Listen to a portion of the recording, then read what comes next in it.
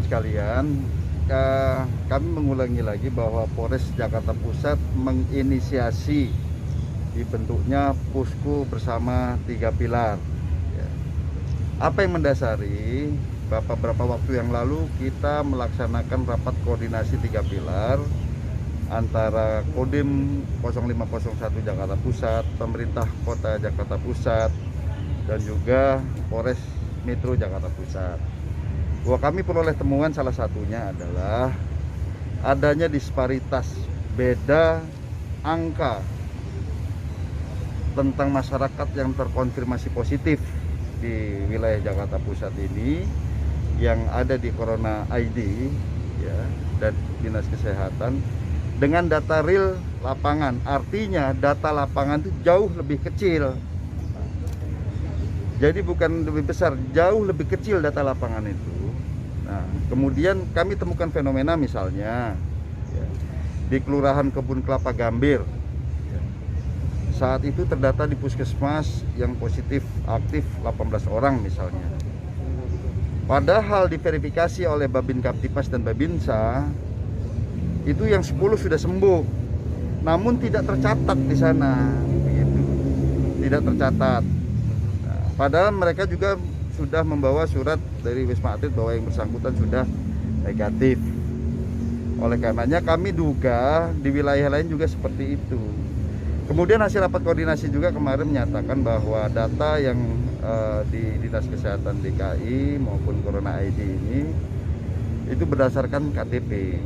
Dan kita temukan fakta juga ataupun NIK ya, bahwa masyarakat tersebut yang terkonfirmasi positif itu memang KTP-nya adalah Jakarta Pusat, namun sudah tidak ada lagi di Jakarta Pusat.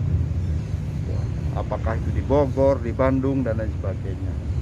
Artinya data tersebut tidak real yang kami peroleh.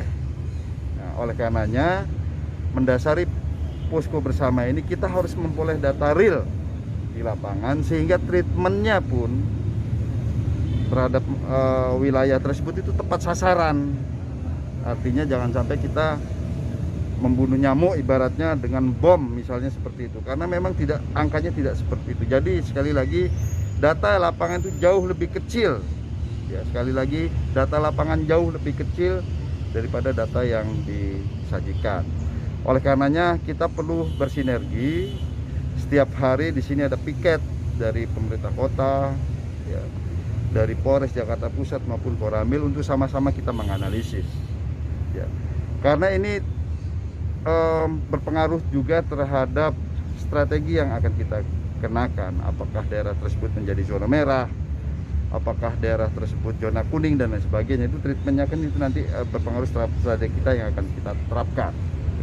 Apakah perlu mikro lockdown dan sebagainya.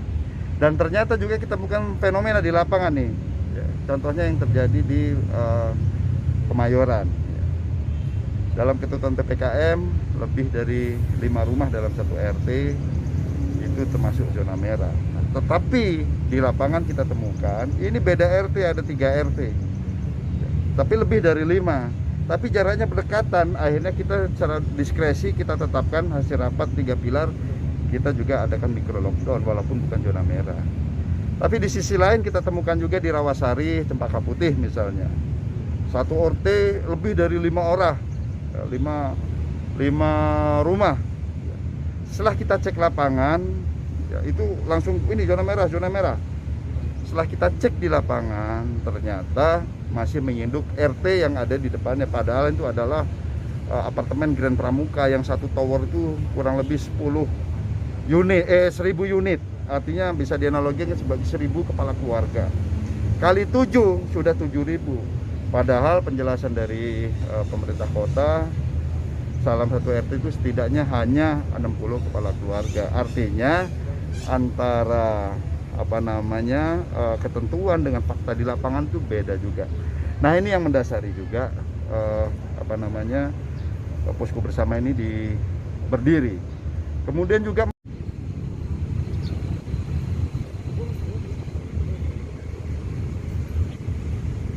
jangan lupa subscribe ya.